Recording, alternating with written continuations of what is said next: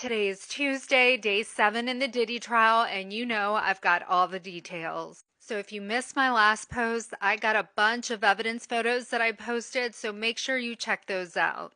Now, his former assistant, David James, is going to be back on the stand today, but I did find out that after David James, we're going to have an exotic male dancer, The Punisher, on the stand. We're also going to have Cassie's mother, Regina, on the stand, and someone named Atkinson, who was once a personal chef of Sean Combs. So back on the stand, David says that he never witnessed any physical violence between Cassie and Sean, but he did see a blog posting that allegedly Sean had hit Cassie at a club.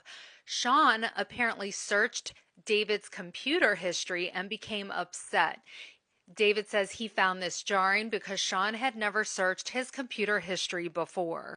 David said he had looked for the post because Cassie had been staying in a hotel for about a week in London, and it was his job to bring her food.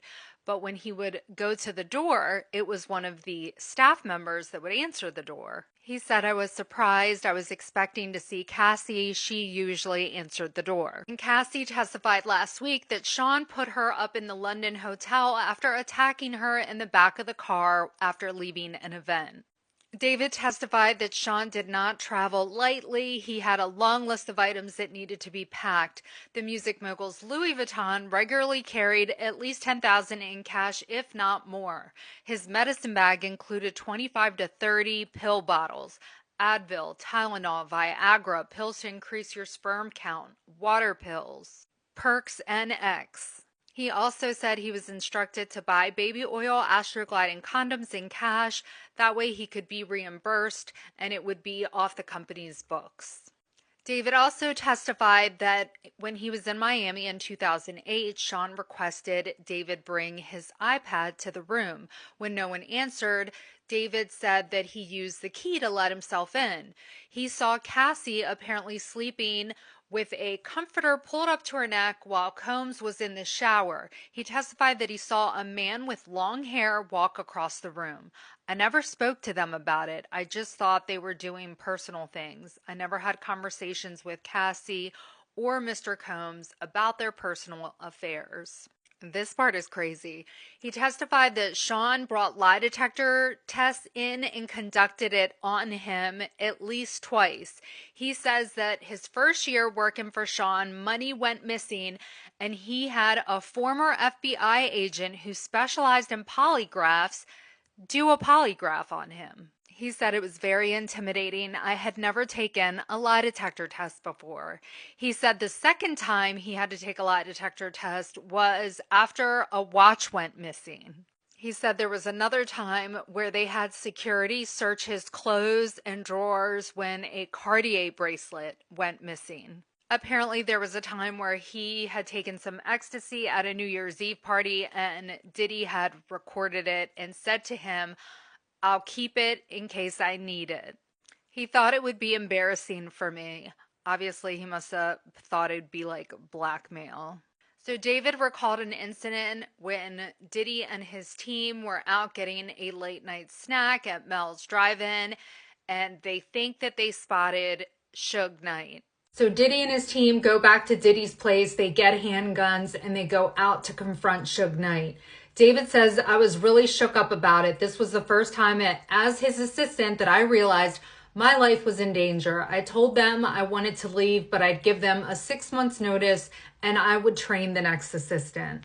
At this point, Diddy's defense team is doing cross-examination of David, and they are pushing for him to disclose if he made any deals with prosecutors to testify, particularly about the Mel's Diner incident where Sean and his team armed themselves to go look for Suge Knight. David says that he signed a proffer, which is a legal agreement that protects witnesses from prosecution from what they say during their testimony.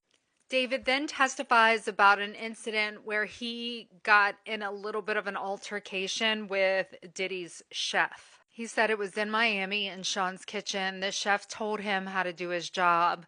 The former assistant admitted to grabbing her wrist and telling her to stay in her lane.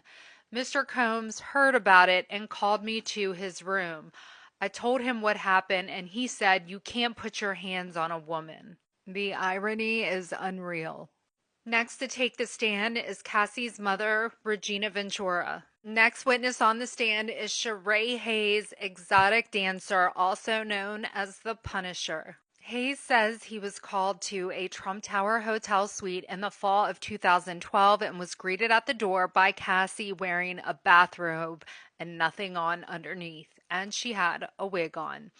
He was handed a sack of money with $800 inside, and Cassie told him to create a sexy scene of me and her applying baby oil on each other and create a sexy environment that her husband would come up on. She told him not to acknowledge her husband, try not to look at him, and no communication.